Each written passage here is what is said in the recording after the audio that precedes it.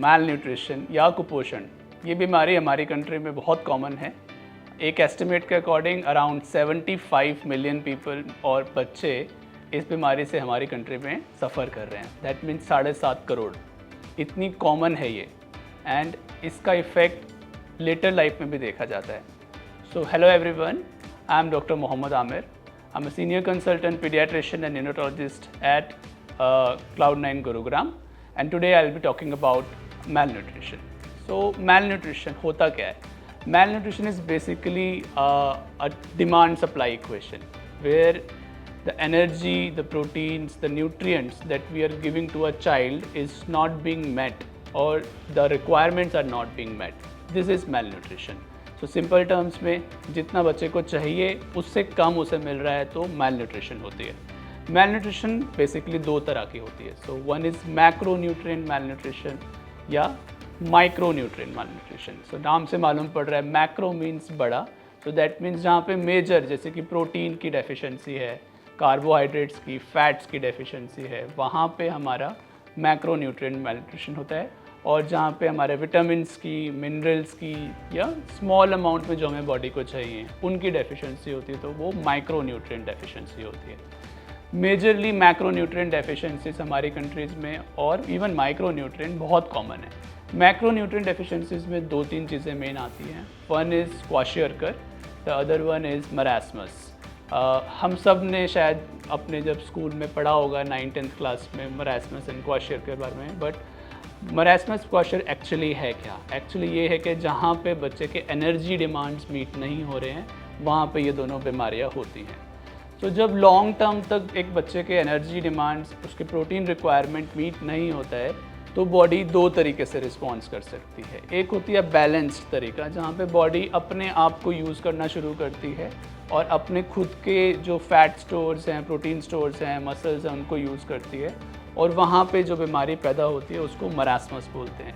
यही जब डिसरेगुलेट हो जाए, यही जब हमारी बॉडी सही से समझ ना पाए कि क्या हो रहा है, न्यूट्रिशन नहीं मिल रहा, तो दूसरी तरीके की बीमारी हो सकती है जिसमें सूजन आती है बच्चे के और उसको क्वाशियरकर बोलते हैं। सो दो बेसिकली मेन बीमारियां हैं, one is kwashiorkor, the other one is marasmus. इसके अलावा सिर्फ बच्चा अंडरवेट हो सकता है या सिर्फ बच्चे की हाइट कम हो सकती है, जिसको हम अंडरवेट और स्टंटिंग बोलते हैं। सिमिलरली जब हम आते हैं कि ये तो टाइप्स की बात हो गई कि मैल न्यूट्रिशन में किस किस टाइप के मैल न्यूट्रिशन हो सकते हैं, हम आते हैं कॉजेज़ के बारे में कि क्या क्या रीज़न रह सकते हैं कि बच्चों को कुपोषण या मैल न्यूट्रिशन की बीमारी होती है। इसमें सबसे इम्पॉर्टेंट काम, जो सबसे इम्पॉर्टेंट चीज़ें होती हैं वो होती हैं फ्रीक्वेंट इन्फेक्शंस होना। तो कई बच्चों के तो इट्स लाइक अ सर्कल, जैसे क्या है कि कुछ बच्चों की इम्यूनिटी कम है तो उनको बार बार इन्फेक्शन होंगे। अब जब बार बार इन्फेक्शन होंगे तो उनके बॉडी के डिमांड्स बढ़ेंगे और अगर वो डाइट से मीट नहीं हो पाते हैं तो they will land up in malnutrition. Similarly जो बच्चे माल नरिश्ड होंगे क्योंकि उनके पास स्टोर्स कम है, उनकी इम्यूनिटी वीक हो जाएगी, तो ये दोनों साथ साथ चलते हैं। इम्यूनिटी वीक होगी तो वापस से माल न्यूट्रिशन हो जाएगा। तो फर्स्ट एंड फॉरमोस्ट जो कॉजेज़ होते हैं माल न्यूट्रिशन के वो हमारा होता है इन्फेक्शंस का होना बार बार। दूसरा रीज़न हो सकता है कि बर्थ के टाइम पे अगर बच्चे का वज़न कम रहा हो और उसको प्रॉपर से ब्रेस्ट फीडिंग नहीं मिली हो, या अर्ली उसको लाइफ में गाय का दूध पिला दिया गया हो, या डिफरेंट टाइप्स ऑफ अगर मिल्क हमारे कंट्री में प्रेवलेंट है जो पिला देते हैं पेरेंट्स, तो उनकी वजह से भी जब उसका ग्रोथ नहीं हो पाएगा फर्स्ट ईयर ऑफ लाइफ में, उससे भी मैल न्यूट्रिशन के चांसेस बहुत बढ़ते हैं। उसके अलावा कुछ कल्चरल रीजंस रहते हैं हमारे, जैसे कि आप if you go to deeper parts, rural areas of India, वहाँ पे भैंस का दूध, गाय का दूध पानी मिला के बच्चे को काफ़ी पिलाया जाता है, तो उससे उसके एडिक्वेट न्यूट्रिशनल डिमांड जो होते हैं वो नहीं मिल पाते हैं, मीट नहीं कर पाते हैं, तो उसका वज़न नहीं बढ़ेगा, हाइट नहीं बढ़ेगा और बच्चा मैल न्यूट्रिशन में लैंड अप हो जाएगा।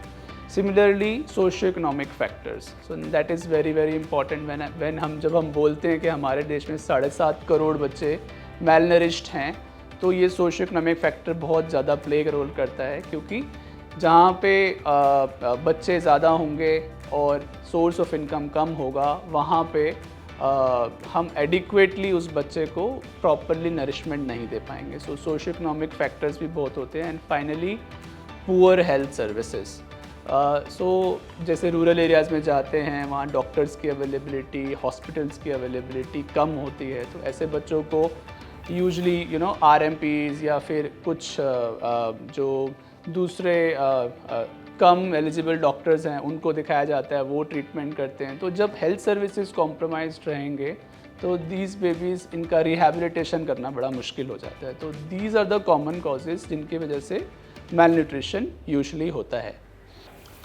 सो फार हमने डिस्कस करा कि मेलन्यूट्रिशन क्या होता है, उसके टाइप्स क्या होते हैं, उनके सिम्टम्स क्या होते हैं, और हमने ये डिस्कस करा कि कॉजेज़ क्या होते हैं मेलन्यूट्रिशन के। अब हम डिस्कस करेंगे कि मेलन्यूट्रिशन को हम डायग्नोज कैसे करते हैं।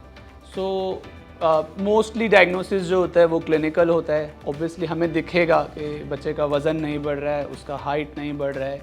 क्वाशियरकर, मरासमस, जो डिफरेंट बीमारियां मैंने बताई, उनके साइंस मालूम पड़ेंगे। बट मोर इम्पॉर्टेंटली कुछ एंथ्रोपोमेट्रिक चार्ट्स या मेजरमेंट्स होती हैं जो हम करते हैं। एंथ्रोपोमेट्री का मतलब, एंथ्रोपोमेट्री इज़ बेसिकली हम उसमें ट्राई कर रहे हैं कि बच्चे के डिफरेंट लाइक हाइट, वेट, ये सब मेजर करते हैं। और फिर अलग अलग चार्ट्स होते हैं। सपोज़ हाइट फॉर एज का चार्ट, कि इतनी एज पे एक बच्चे की कितनी हाइट होनी चाहिए, और वेट फॉर एज का चार्ट, सपोज़ इतनी एज पे एक बच्चे का कितना वेट होना चाहिए। सिमिलरली वेट फॉर हाइट, कि इतनी हाइट पे एक बच्चे का कितना वेट होना चाहिए। एंड देन BMI, जैसे हम BMI बॉडी मास इंडेक्स इसे बोलते हैं, तो BMI के चार्ट्स होते हैं। BMI भी कैलकुलेट करते हैं और फिर उनको प्लॉट करा जाता है। उन चार्ट्स और उन प्लॉट्स के बेसिस पे हम डिफ़ाइन करते हैं कि बेबी में कितना % मैलनरिशमेंट है या कितना % वो अपने आइडियल हाइट और वेट से पीछे चल रहा है।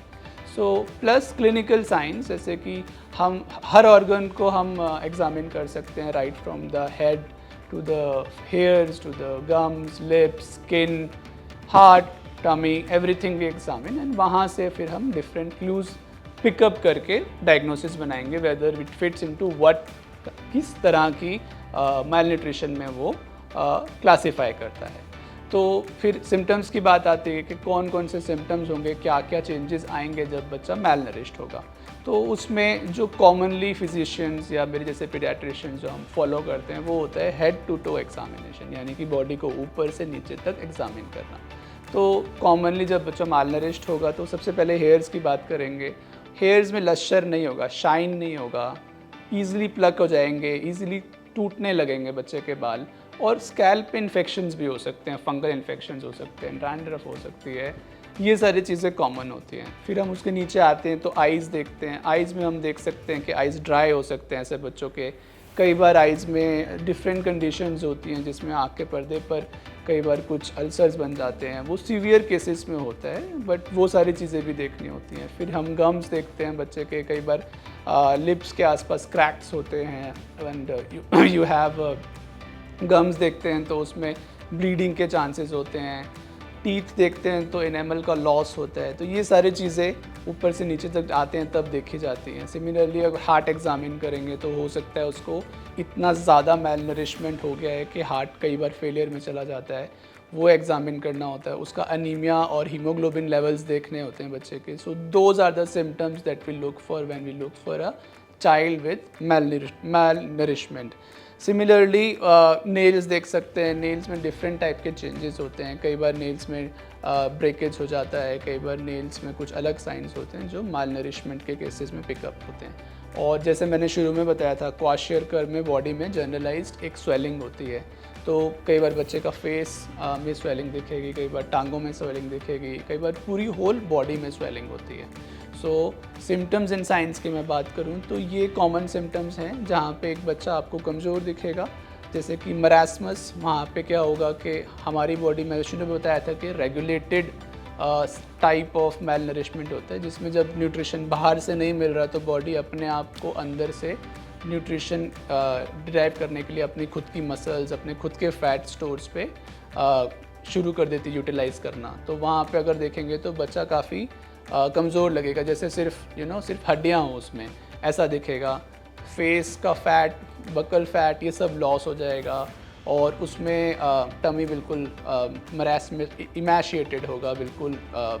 तो ये सारे साइंस देख के फिर हम क्लासिफाई करेंगे कि वो बच्चा किस टाइप ऑफ मेलनरिशमेंट में फॉल कर रहा है। And once we have so you have a history, हमारे पास एक हिस्ट्री है, हमने एग्जामिनेशन करा है, उसके चार्ट्स देखे हैं और क्लिनिकल एग्जामिनेशन सारे सिम्टम्स देखने के बाद उसको हम क्लासिफाई करेंगे कि वो किस टाइप ऑफ माल न्यूट्रिशन में आता है एंड अकॉर्डिंगली फिर उसका ट्रीटमेंट प्लान करेंगे। So just to summarise everything, malnourishment जो है वो बहुत कॉमन है हमारी कंट्री में। 7.5 मिलियन या 7.5 करोड़ बच्चे सफ़र करते हैं इससे। मेजरली 2 तरीके का होता है, क्वाशियरकर या मरास्मस, और बहुत सारे साइन सिम्टम्स होते हैं जो हम जिसको देख के डिसाइड करते हैं कि किस तरीके की बीमारी है। और मोस्ट कॉमन कॉजेज जैसे मैंने बताया, या तो लो बर्थ वेट है, इन्फेक्शंस बार बार हो रहे हैं, या फिर डाइट में जो कमियां आती हैं उनसे ही ये सारी प्रोटीन एनर्जी माल न्यूट्रिशन या बेसिकली माल न्यूट्रिशन की बीमारी बच्चों को होती है।